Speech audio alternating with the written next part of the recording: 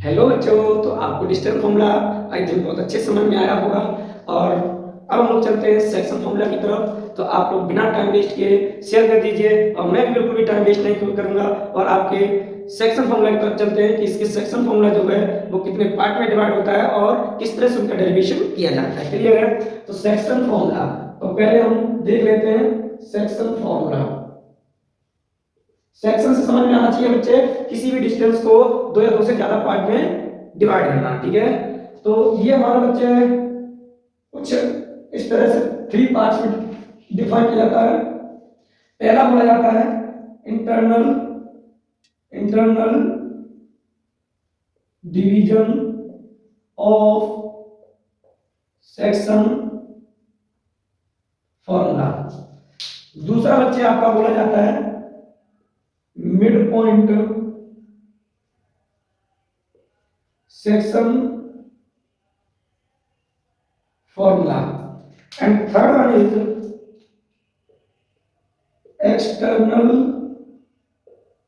Division of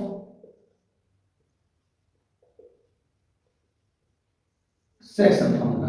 clear है? तो ये बहुत सारे टर्म हैं, ये थ्री टर्म है, ये आपको डिसाइड करना है। देखो मैं पहले एक्सप्लेनेशन दे देता हूँ, उसके बाद ड्राइव करते हैं। तो इंटरनल डिवीजन का मतलब ये है बच्चे, जैसे मान लीजिए आपके पास ये कोई लेंथ है, ये कोई आपके पास स्टिक है और आपको कहा जाए कि आपको इंटरनली डिवाइड करना है। तो क्या, जैसे मान लीजिए आपने इसके कैप को अलग कर दिया, तो ये क्या दो पार्ट में डिवाइड हो गया है। आपने कहा 1 यूनिट ये है और 1 रेशियो ये है, और उसी का 3 या 4 रेशियो ये है, 1:4 रेशियो। समझ में आया? अंदर साइड कहीं भी बैठ के कि हमारे इस पॉइंट से ये पॉइंट इतनी डिस्टेंस पे और ये पॉइंट इतने डिस्टेंस पे है। ये मान लीजिए यहाँ बैठ जाइए कि हमारे से ये पॉइंट इतनी डिस्टेंस पे और ये वाला पॉइंट इतनी डिस्टेंस पे। समझ में आया? तो यहाँ से हम क्या करेंगे, ये हमारा क्या रहेगा, ये हमारा internal division of section formula रहेगा। समझ में आया? अब बात आती है मिड पॉइंट सेक्शन फॉर्मूला क्या होता है। तो इसी में अगर हम बीच पे बैठ जाए और बीच पे बैठ के कहेंगे हमारे से इतने डिस्टेंस पे इतना, उतनी डिस्टेंस पे ये वाला पॉइंट है, तो क्या बोला जाएगा मिड पॉइंट सेक्शन फॉर्मूला। अब बात आती है एक्सटर्नल सेक्शन फॉर्मूला क्या होता है। External division of section formula ये होता है, जैसे मान लीजिए आपका सी लाइन है और कोई पर्सन यहाँ बिठा दिया जाए। अब ये पर्सन क्या कहेगा, हमसे इतनी डिस्टेंस पे ये वाला पॉइंट है और कुछ डिस्टेंस पे ये वाला पॉइंट है, मतलब दोनों पॉइंट इस स्टिक के, इस मार्कर के दोनों पॉइंट, ये वाला और ये वाला, इस पॉइंट से क्या होगा, अलग अलग डिस्टेंस पे रखे होंगे। तो वही ये पर्सन कहेगा कि हमारे से एक पॉइंट हमारा इतने डिस्टेंस पे और दूसरा पॉइंट कुछ और डिस्टेंस पे। समझ में आया? तो ये क्या है, मार्कर से आउटसाइड बैठा है, तो ये बोला जाएगा बच्चे क्या, external division of section formula. ठीक है, तो हम लोग ड्राइव करते हैं एक एक करके। तो सबसे पहले हेडिंग डालेंगे हम लोग internal division of section formula. तो इस तरह से डिवाइड करना है। पहली हेडिंग देखेंगे internal division of section formula. देखते हैं ये किस तरह से ड्राइव होता है, बहुत आसान है। तो फर्स्ट हेडिंग रहेगी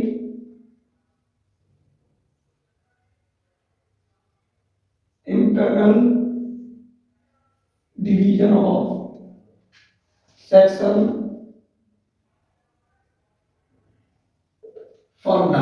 देखते हैं कैसे होता है ये। तो बच्चे कुछ नहीं है इसमें, मान लीजिए आपके पास कोई एक स्ट्रिक थी ए और बी, जिसकी कोऑर्डिनेट x1, y1 गिवन थे और x2, y2 गिवन थे। ठीक है, तो हम इसे मान लेंगे बच्चे कि कोई एक पॉइंट है P, कोई एक पॉइंट P है, ठीक है ना, जो इस AB लाइन को दो पार्ट में कट कर रहा है। एक पार्ट है वो m है लेंथ में, और दूसरा जो पार्ट है वो n लेंथ में है। समझ में आया कि जो टोटल डिस्टेंस थी उसमें m रेशियो में P पॉइंट ने क्या कर दिया, डिवाइड कर दिया। अब P पॉइंट के कोऑर्डिनेट को मान लो कुछ xp, yp। समझ में आया? तो इस पे टोटल हमें कैलकुलेशन करनी है। तो देखो कैसे करेंगे, फिर से इसको ले जाइए फर्स्ट पार्ट। तो देखो ये क्या आएगा, ये x1 है, x2 है, सॉरी xp है, सॉरी, और ये आपका x2 है, और इधर आपका क्या हो जाएगा y1, और ये क्या हो जाएगा yp, और ये आपका रहेगा y2। ये y एक्सिस है, x एक्सिस है, ओरिजिन। क्लियर है बच्चे? तो कुछ नहीं करना है, यहाँ पे क्या करना होगा आपको कि P पॉइंट से उसके एंड पॉइंट के लिए दो राइट ट्रायंगल फॉर्म करेंगे। ठीक है, देखो कैसे कि इस P पॉइंट से एक तो देखो आपका ये ट्रायंगल फॉर्म हो रहा है, एक तो ये ट्राइंगल फॉर्म हो गया आपका, ठीक है। दूसरा आपका देखो बाई पी की लाइन को एक्सटेंड कर दिया गया, ठीक है। दूसरा ट्राइंगल आपका ये फॉर्म हो गया है, क्लियर है। तो दोनों ट्राइंगल क्या है, राइट एंगल ट्राइंगल, क्लियर है। अच्छा एक बात बताओ, ये जो लाइन है वो इसके क्या पैरेलल है, और ये वाली इसके पैरेलल है, और ये वाली इसके पैरेलल, मतलब ये तीनों चारों लाइन क्या है, एक दूसरे के पैरेलल है, क्लियर है। तो चलो अब देखते हैं इन पॉइंट को P, ये मान लो Q, ये मान लो R, ठीक है। तो अब बात आती है कि इन्हें हम ड्राइव कैसे करेंगे। तो पूछा जाए कि ये AQ डिस्टेंस क्या होगी, तो क्या हो जाएगी बच्चे XP माइनस X1। पूछा जाए ये डिस्टेंस क्या होगी, तो देखो ये क्या है X2 और ये क्या है XP, तो ये क्या हो जाएगी X2 माइनस XP हो जाएगी। पूछा जाए ये वाली डिस्टेंस क्या होगी, तो ये क्या हो जाएगी बाई P माइनस बाई 1, और ये वाली क्या हो जाएगी बाई 2 माइनस बाई P। इतना समझ में आ गया होगा सभी को, आई हो। अब क्या डेरिवेशन करना है, तो यहाँ पे लेना है इन ट्राइंगल APQ, तो APQ एंड ट्राइंगल BPR। तो जरा ध्यान से समझिएगा, आप लोग क्या कह सकते हैं इसके अंदर, जरा ध्यान से देखेंगे। आप लोग कह सकते हो कि sir angle AQP equal angle BRP,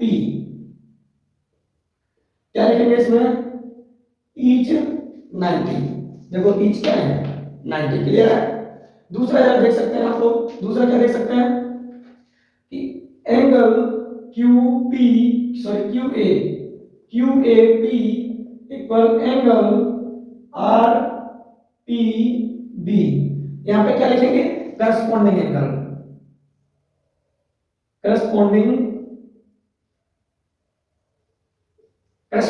clear है। तो ये आई समझ में आ गया होगा। तो यहाँ पे आप लोग क्या कर सकते हैं कि सर AA यहाँ लिखेंगे आप by using AA similarity rule, क्या हो जाएगा साइड का रेशियो ट्रायंगल का इक्वल हो जाएगा। तो यहाँ पे कह सकते हैं AA complete triangle APQ is similar to triangle BPR, clear है। अब जरा ध्यान से देखेंगे, अगर ये हमारे सिमिलर ट्रायंगल है तो इनके साइड का रेशियो क्या हो जाएगा इक्वल हो जाएगा। तो यहाँ से क्या हो जाएगा AP upon PB equal AQ upon PR equal PQ upon BR। तो आई होप ये समझ में आ गया होगा आपके। तो वैल्यू के बाद सब्स्टिट्यूट कर लीजिए। AP की वैल्यू क्या हो जाएगी बच्चे, ये देखिएगा AP की वैल्यू क्या हो जाएगी M, PB की वैल्यू क्या हो जाएगी M इक्वल AQ की वैल्यू क्या हो जाएगी XP माइनस X1, और PR की वैल्यू PR कहाँ PR ये रहा क्या है X2 minus XP equal PQ की वैल्यू क्या है बाई P माइनस बाई 1 और upon by 2 minus by P। तो ये आपके सामने इक्वेशन आ गई है। तो यहाँ से क्या करना है अलग अलग इक्वल कर देना है, एक बार इसको इसके साथ इक्वल कर दीजिए और एक बार इसको इसके साथ इक्वल कर दीजिए। मान लीजिए हमने इसको इसके साथ इक्वल कर दिया तो क्या हो जाएगा M upon N equal XP minus X1 X2 minus XP, cross multiply कर दीजिए M X2 minus XP equal M XP minus X1, multiply कर लीजिए M H2 minus M XP equal M XP minus M X1। तो बच्चे इसमें कुछ नहीं करना है, आप एक काम करिए XP को एक तरफ कर लीजिए तो ये उधर जाएगा, ठीक है, और इसको इधर लाइए तो ये क्या हो जाएगा M X2 plus M X1 equal M XP plus M XP, clear है बच्चे। XP कॉमन ले लेंगे तो ये M X2 plus M X1 equal M XP common ले लो, M प्लस N हो गया है, इसे इससे डिवाइड कर दीजिए तो ये क्या आ जाएगा यहाँ से, क्या आ जाएगा आपका एक्स पी इक्वल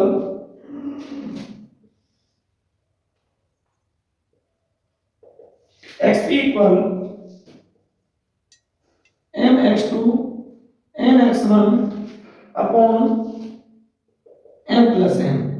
तो बच्चे आज समझ में आ गया होगा, ये आपको बहुत अच्छे समझ में आ गया। ये एक्स पी की वैल्यू आ गई, क्लियर बच्चे। ये यहां से इन दोनों को सॉल्व किया तो एक्स पी की वैल्यू आ गई। अब सिमिलरली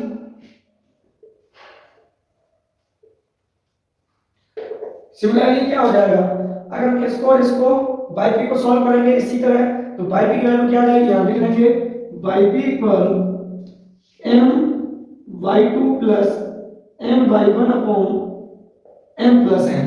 समझ में आया।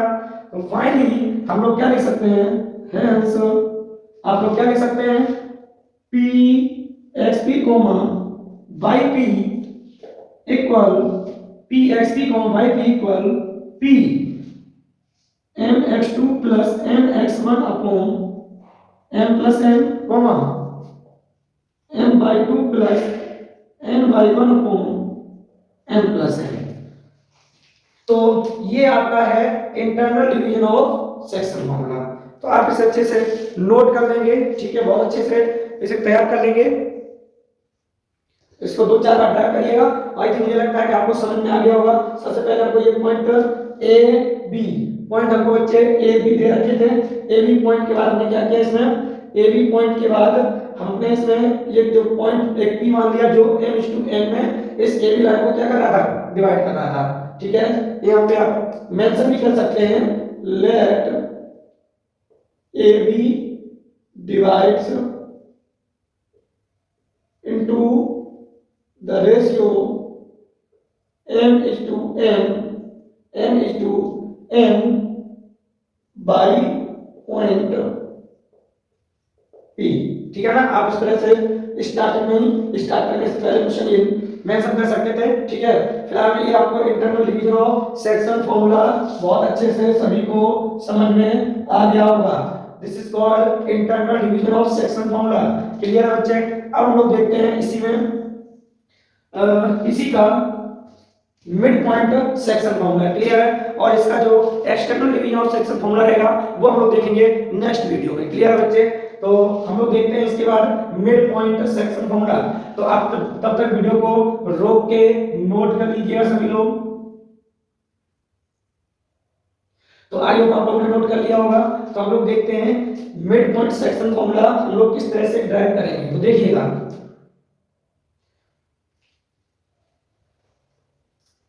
देखो सब कुछ यही रहेगा। अब इस केस में क्या होगा, जरा ध्यान से देखेंगे। इस केस में जो रेशियो आपका m/n था, इस केस में क्या हो जाएगा, m और n क्या हो जाएगा, m इक्वल क्या हो जाएगा, n हो जाएगा, ठीक है। m इक्वल क्या हो जाएगा, n हो जाएगा। सो सबसे पहले तो हम जो फॉर्मूला हमारा आया है xp, yp, इसमें जो फॉर्मूला आया वो देखेंगे mx2 plus mx1 upon m plus n और my2 plus my1 upon m plus n। तो यहाँ पे क्या करना है, putting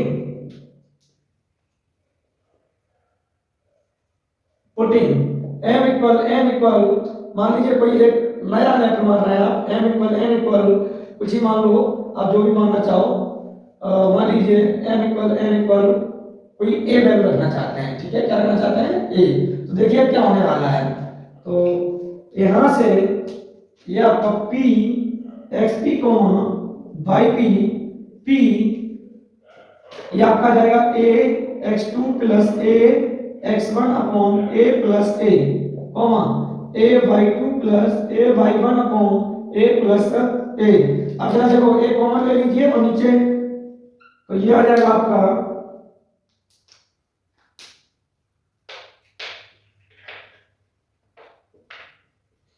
p xp yp equal p, यहाँ देखो a कॉमन आया, क्या बचा, x2 plus x1 upon 2a, a common लिया y2 plus y1 upon 2a, तो a से a कैंसिल। तो फाइनल जो रिजल्ट आएगा आपके सामने, रिजल्ट आएगा मिड पॉइंट